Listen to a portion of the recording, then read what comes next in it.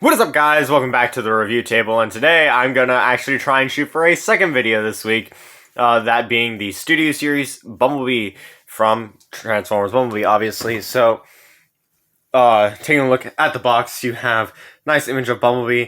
He's number 18 in the Studio Series line. He's from Bumblebee. His name's Bumblebee. He's an Autobot. He got all the other stuff on the side of the box. You got Bumblebee with a different image. You got Autobot logo. He's an authentic Transformer. On this side of the box, he's a deluxe class. He's 18. He's all stuff. You got Bumblebee on the top of the box, and on the back of the box, product shots, other stuff you can buy. It includes a backdrop. You know the gist. It's also an official Volkswagen product, which is not normal. You got other stuff on the bottom too that don't matter, but whatever. Taking an actual look at the figure, though, first in vehicle mode.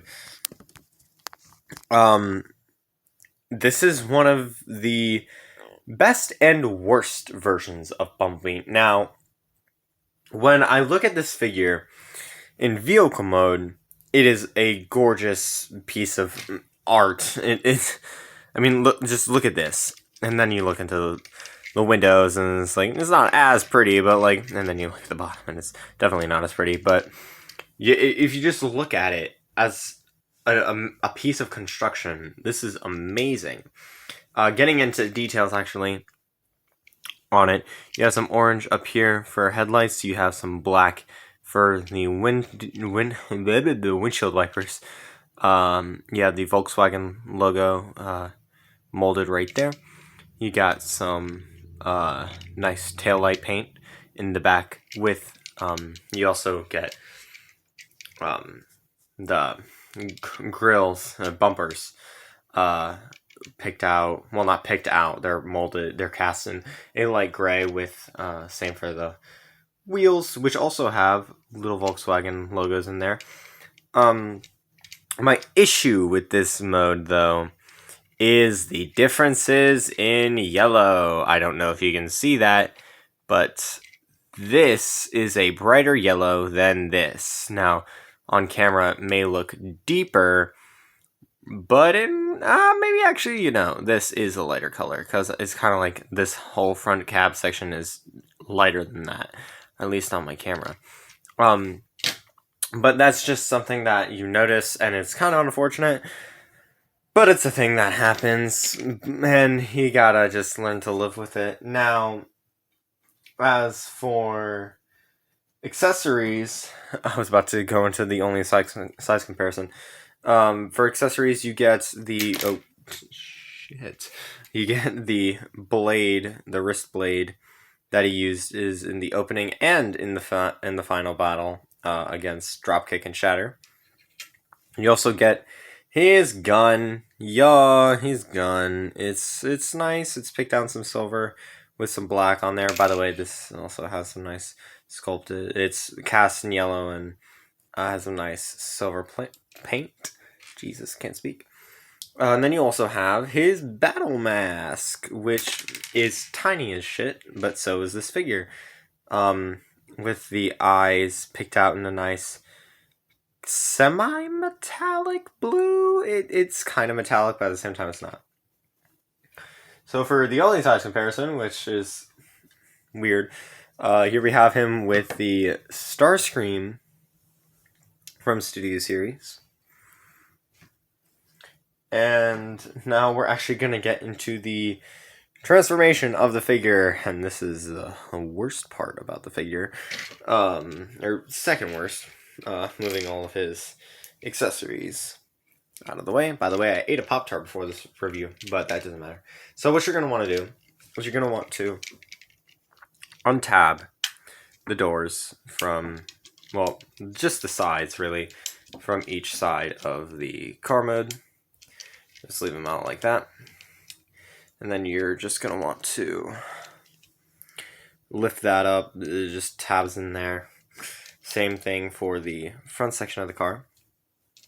And then boom.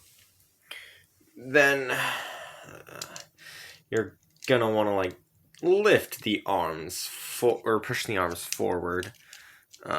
Like so. Like that.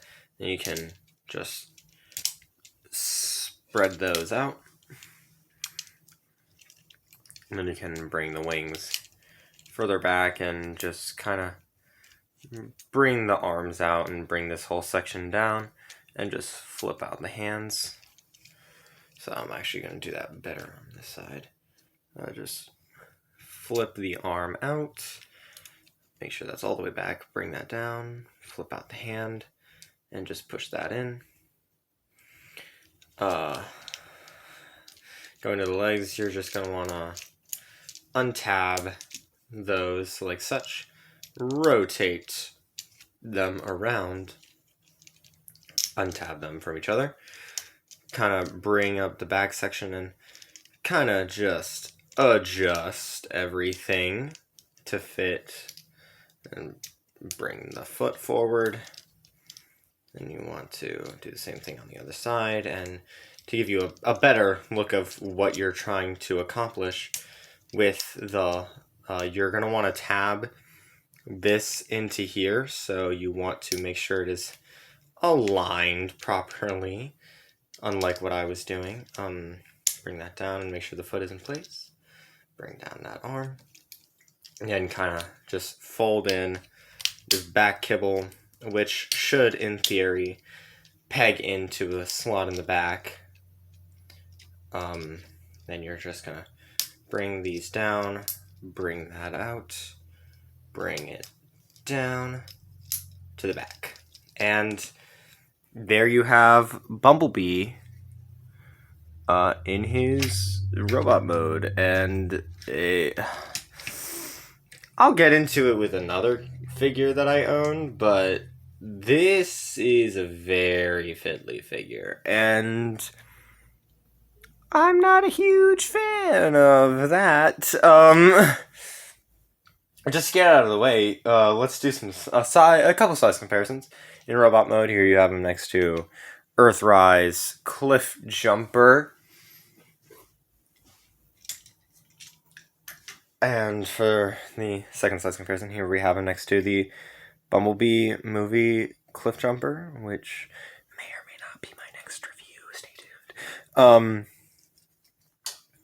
But actually, looking at the figure itself, the head is a very nice sculpt. It's just annoying.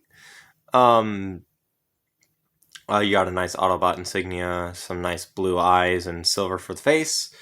A lot of detail carries over. You got some silver on both of the wrists and on the shoulders. You got some silver for the thighs, and then for the shins, and on the bottom of the feet too. And then there's just a bunch of molded in detail on the rest of the figure. So it looks alright. It looks like concept art, and that's fine. But I just don't like the way it feels. It's very fiddly. It's extremely irritating, and I can't wait to put it back in the box after this review. But it's alright, I guess. This, however, is not. And it seems like a common trend with Bumblebee figures at this point that the backs and apparently the legs are not good. And that is an issue for me personally. But we say lovey. As for articulation, the head is on a ball joint, can look up that far, can look down that far. Arms can go out that far and in this far. Elbows at a little bit over a 90-degree bend. Also, the shoulder is on a ball joint, so you do get a little bit of butterfly joint. Figure has a spread of his legs. Can go out that far and can go back that far, but that's just because of the legs.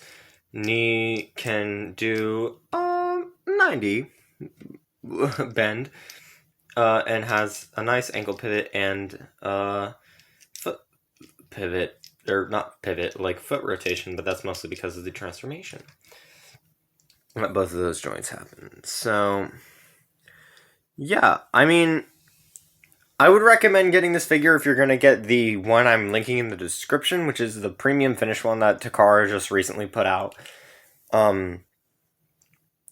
And if you get that one, let me know how it is, because I would actually like to see in-hand photos of it and not just the production images that we have not seen before. But anyway, that's all I have to say about this figure. If you want to get your own, be sure to check the link in the description down below. There will be a link to Big Bad Toy Store where you can get the premium version of this figure from Takara. And until next time, guys, see you all later. Peace out.